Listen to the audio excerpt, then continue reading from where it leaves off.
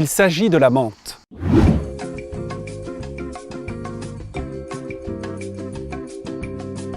Le secret de la menthe, ce sont des molécules de menthol, qui sont les seules capables d'aller chatouiller, d'aller réveiller des capteurs sensibles au froid que nous avons dans la bouche, qui envoient un message au cerveau qui lui-même a l'impression de vivre un grand bol d'air revigorant. Selon la légende, la menthe serait née à partir d'une histoire de jalousie. Je vous raconte. On est du côté de la Grèce antique, il y a Hadès, le gardien des enfers, qui tombe amoureux d'une jeune et très belle nymphe du nom de Minta, la menthe.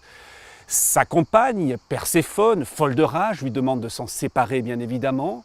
Alors le dieu la transforme en brin de menthe, à l'odeur extrêmement forte, de manière à s'en souvenir discrètement, à côté de lui, en permanence.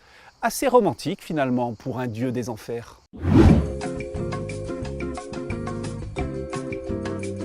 On en cueillait quelques feuilles et on se les frottait derrière l'oreille.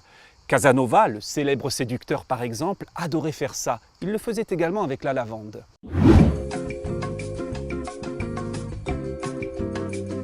Un vin qui était interdit aux femmes, sous peine de lapidation. À part que certaines se laissaient évidemment aller et mâchaient immédiatement après des feuilles de menthe, histoire de masquer leurs méfaits.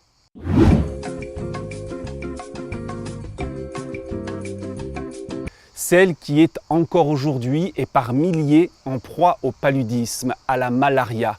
Et en fait, on s'est rendu compte il y a peu de temps que l'essence naturelle de menthe, diffusée sur des marécages, des marais où sévissent les moustiques vecteurs de paludisme, eh bien, pourrait annihiler leurs problématiques à 90% tout en étant complètement bio par rapport aux produits chimiques généralement moins puissants.